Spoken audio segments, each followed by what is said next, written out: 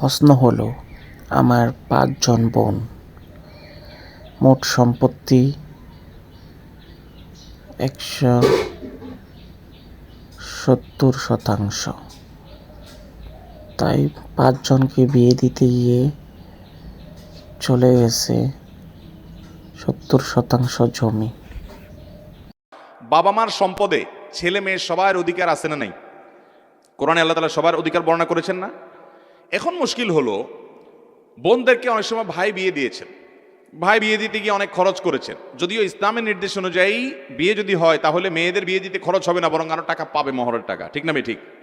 আমাদের দেশের সিস্টেম এমন উল্টাইছি আমরা, যে মেয়ে বিয়ে দিতে হলে বেচারার আরো টাকা খরচ করতে হয়। আমাদের দেশে প্রায় শোনা যায় যে কোনো কন্যা দায়গ্রস্ত পিতা তিনি এসে সহযোগিতা চাচ্ছেন, আমার মেয়েটা বিয়ে দেবে, একটু সাহায্য করেন। অথচ হওয়ার কথা ছিল উল্টা, কোনো ছেলে বলবে যে আমি বিয়ে করব, মহরের টাকা না, আমার একটু সাহায্য করেন। হওয়ার কথা ছিল সেটা। এখন যারা ছেলে হয় তারা এমন এক বীর বাহাদুর হয় যে তাদের কোনো টেনশন নাই, টেনশন সব মেয়ের বাবার। আরে ভাই, মেয়ের বাবা তো আস্ত একটা মেয়েকে ছোট থেকে বড় পর্যন্ত করেছে, এর পিছনে লক্ষ লক্ষ টাকা খরচ করেছে, মেয়েটাকে আস্ত মেয়েটাকে তুলে দিয়ে দিবে ছেলের বাড়িতে। এই ছেলে এই মেয়ে নিতে হলে অনেক মূল্য দিতে হবে, তাকে ওয়ালিমা খাওয়াতে হবে, তাকে মহর পরিশোধ করতে হবে, মেয়ের বিয়ের বাজার করতে হবে, শ্বশুর বাড়িতে মিষ্টি নিতে হবে, তার অনেক কাজ আছে, খরচ আছে। আর মেয়ের বাপের তো কোনো খরচ নাই, সে তো মুছে তাও দিয়ে বসে বসে খাবে, মহরের টাকা নিবে। হওয়ার কথা ছিল এটা, আমরা এটাকে উল্টায় ফেলেছি, যার কারণে মেয়ে বিয়ে দিতে উল্টা মেয়ের বাবাকে মানুষের কাছে হাত পাততে হয়, গরিব মানুষদেরকে। ঠিক না ঠিক? এই সমাজের অপসংস্কৃতি আমাদেরকে রুখতে হবে ভাইরা আমার। শুধুমাত্র নামাজ কালাম পড়ে আল্লাহর কাছে নাজাত পাবেন না। আপনি বিয়ে করেছেন, শ্বশুর বাড়ি থেকে যৌতুক নিয়েছেন, কৌশলে ছলে বলেন যে শ্বশুর খুশি হয়ে দিয়েছে। খুশি হয়ে আমাকে তো দেয় না, আপনাকে কেন দেয়? আপনার শ্বশুর খুশি হয়ে আপনাকে যে খাট কিনে দিছে, কই আমাকে তো একটা খাট দিল না যে হুজুর আপনার একটা খাট কিনে দিই। আচ্ছা আমি না, হুজুর মানুষ আমাকে দিবে, আর অন্যদেরকে তো দেয় না। ভাইরা আমার, এগুলা কৌশলে বলে যে শ্বশুর বাড়ির খুশি হয়ে দিছে, ওনাদের মেয়েকে ওনারা দিছে। অনেক ছোট লোক আছে, মেয়ের বাপরে বলে আমাদের কিছু দেওয়ার দরকার নাই, আপনার মেয়েকে আপনি খুশি হয়ে যা দেন। বলে কি বলে না?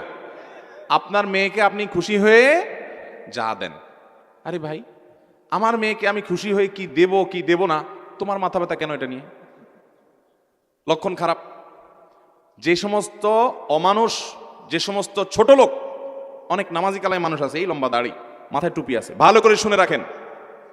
অনেক মহিলা আছে, বৃদ্ধ মহিলা আছে, অনেক চাচিরা আছেন, কোরআন তেলাওয়াত করে, তাহাজ্জুদ পড়ে, তসবিহ হাতের থেকে রাখে না, সব ভালো কাজ করে, তার ভালো কাজগুলো প্রশংসার যোগ্য, ঠিক আছে। বাট ওই যে বৌমারে খোঁচা, এখন বলে মা তোমার আব্বারে বলো, তোমারই তো থাকবে এগুলা, স্বর্ণগয়না দিলে এগুলোকে আমরা নেব, আমরা তো দুনিয়া থেকে চলে যাবো, সব তো তোমাদেরই থাকবে।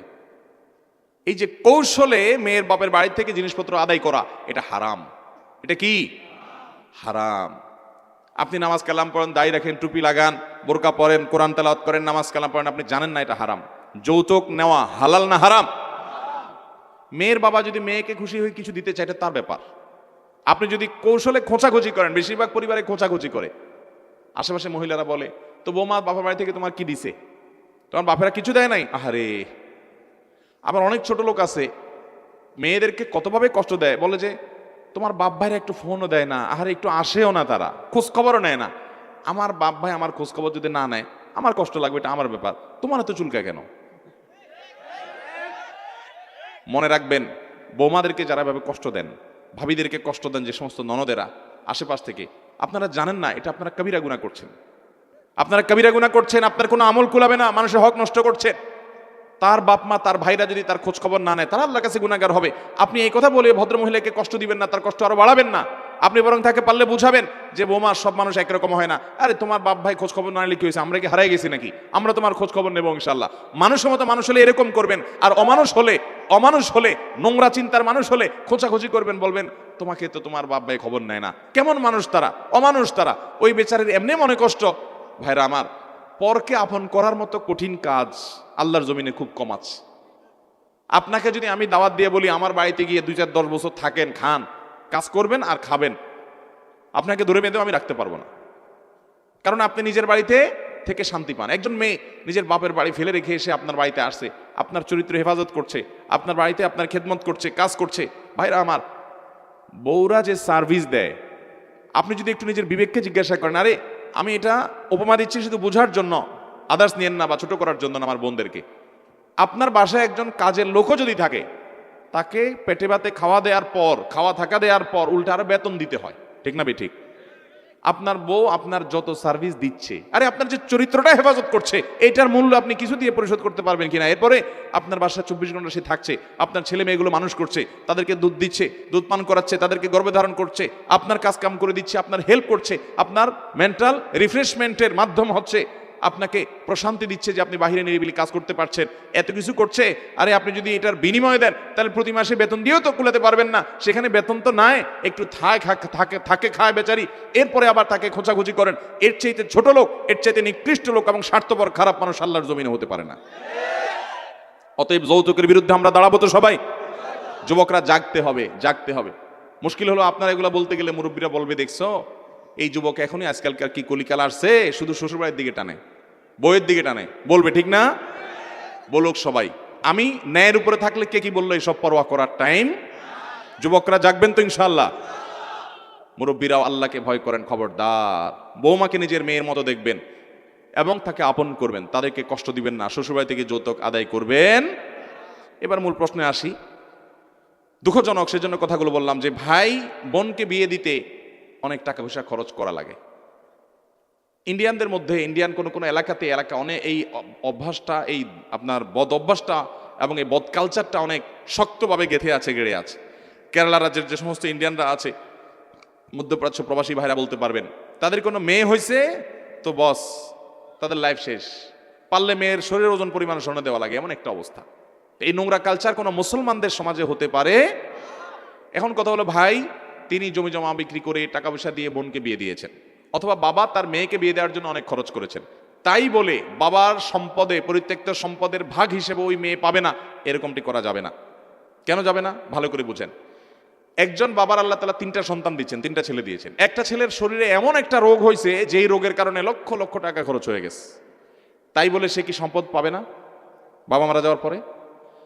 রোগ বালাই বা প্রয়োজনে খরচ করতে হয়, নিরুপায় হয়ে খরচ করা ছাড়া উপায় নাই। সন্তানদের জন্য যেরকম কোনো খরচ করা লাগে, তাহলে এটা বাবার সম্পদ থেকে করতে হবে, এটা বাবার উপরে কর্তব্য। বাবা মারা গেলে বড় ভাই থাকলে তাদের উপর এটা কর্তব্য, তারা তাদের কর্তব্য পালন করেছেন। বিনিময়ে আল্লাহর কাছ থেকে পুরস্কার পাবেন, একটা টাকাও নষ্ট হবে না, সবগুলোর বিনিময়ে আল্লাহ তাআলা বুঝাই দিবেন। বিধা মন খারাপের কিছু নাই।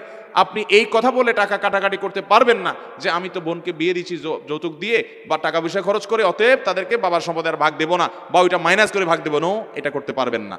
কারণ ওই যে একটা ছেলের অসুখ হলে তাকে যে সম্পদ থেকে বঞ্চিত করবেন সে সুযোগ নাই, তার জন্য যে খরচ করেছেন, তার অসুখ হয়েছে সেজন্য করেছেন, কিন্তু তাই বলে ওইটা কাটাকাটি করা যাবে, সম্পদের ভাগ ঠিকই দিতে হবে। তবে হ্যাঁ, বোনদের মধ্যে এই মানবতা থাকা উচিত যে আমার ভাই, তার হয়তো আমার কিছু নাই, যা আছে সেখান থেকে আমার জন্য সব খরচ করছে, এখন আবার বাবার সম্পদে আমি যদি সমান ভাগ তার কাছ থেকে পুরোটা নিতে চাই, তাহলে ভাই কষ্টে পড়বে। আল্লাহ হয়তো আমাকে একটু ভালো রেখেছেন, তখন বোনদের মানবিক দায়িত্ব, ঠিক আছে বাবার সম্পদে আমার এতটুকু পাওনা হয়েছে, কিন্তু ভাই আপনি যা করছেন সেটা তো আমি কখনো শোধ করতে পারবো না, আমি এখান থেকে খুশি হয়ে আপনাকে এতটুকু ছেড়ে দিলাম, অথবা আমি এটা নিলাম না, বা আমি এতটুকু নিলাম বাকিটা আপনাকে দিয়ে দিলাম। এটুকু বোনদের খেয়াল করা উচিত। বোনরা অনেক সময় এগুলো খেয়াল করেন না। অনেক ভাইরা আছেন খাটতে খাটতে খাটতে খাটতে শেষ। একটা কথা আছে বাংলায়, উপকারী গাছের ছাল থাকে না। উপকারী গাছের, যেসব ভাইরা অমানুষ তারা অমানুষই থাকে, আর যারা মানুষ ভাই বোনদের জন্য, সংসারের জন্য জীবন শেষ করে ফেলায়, ভাই বোনরা পর্যন্ত তাদের দিকে একটু মায়াটাও, তারা মন খারাপ করবেন না ভাইরা, কেউ মায়া করার দরকার নেই। আপনার প্রতিটি ভালো কাজের বিনিময় আহকামুল হাকিমিন দিবেন, চুল পরিমাণ আপনার কোনো পরিশ্রম বৃথা যাবে না। যদি আপনি আল্লাহকে খুশি করার জন্য দেন, মানুষের কাছে কোনো ফিডব্যাক আশা করবেন না। আল্লাহ নিকার মান্দাদের প্রশংসা করতে গিয়ে সূরা দাহরে বলেছেন, ওয়া ইউতঈমুনা আত-তাআমা আলা হুব্বিহি মিসকিনা ওয়া ইয়াতীমা ওয়া আসীরা ইন্নামা নুতঈমুকুম লিওয়াজহিল্লাহ লা নুরিদু মিনকুম জাযাআও ওয়ালা শুকুরা। আল্লাহর নেককার বান্দারা মানুষের উপকার করে বলে কি, তোমাদের কাছ থেকে থ্যাঙ্কসও আশা করি না, আমাকে থ্যাংক ইউ বলার দরকার নাই, আমি যেটুকু ভালো কাজ করেছি কার জন্য করেছি, অতএব তিনি আমাকে থ্যাঙ্কস দিলেই চলবে, তোমাদের কাছ থেকে কিচ্ছু আসে নাই। অতএব তারা সেই কথা মাথায় রেখে, ভাই বোন আপনার কৃতিত্বের স্বীকৃতি দেয় না, কোনো দরকার নাই, আল্লাহর প্রতি ভরসা করবেন ইনশাআল্লাহ।